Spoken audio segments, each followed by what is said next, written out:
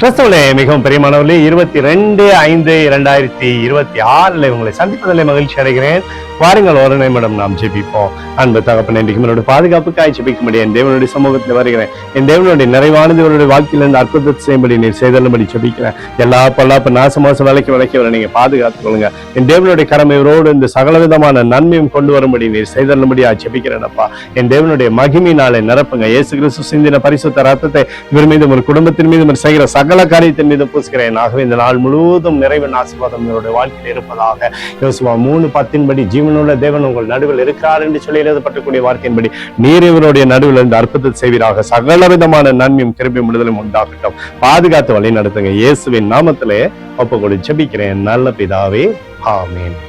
பிரியமான ஜெப பங்காளரே, ஒரு நிமிடம் நம்ம இந்திய தேசத்திற்காகவும் ஜெபிப்போம். அன்பு தகப்பனே, 22/5/2026 தேசத்தின் நன்மைக்காய் ஜெபிக்கும்படியாய் உம்முடைய சமூகத்தில் வருகிறேன். உம்முடைய கிருபை கோலும் கைத்தறியும் தேசத்தை தேற்றுவதாக. உம்முடைய நிறைவானது தேசத்திலிருந்து அற்புதத்தை கொண்டு வரட்டும். அப்பா, சமாதானத்தின் தேவன் தேசத்தில் இருப்பீராக. சகல நன்மையினாலும் தேசத்தை திருப்தியாக்குங்க. எங்களுக்காக அடித்து நொறுக்கப்பட்டுக்கூடிய இயேசு கிறிஸ்துவும் அவர் சிந்தின வெளியேறப்பட்ட ரத்தத்தினை ஒப்பு கொடுக்கிறோம்.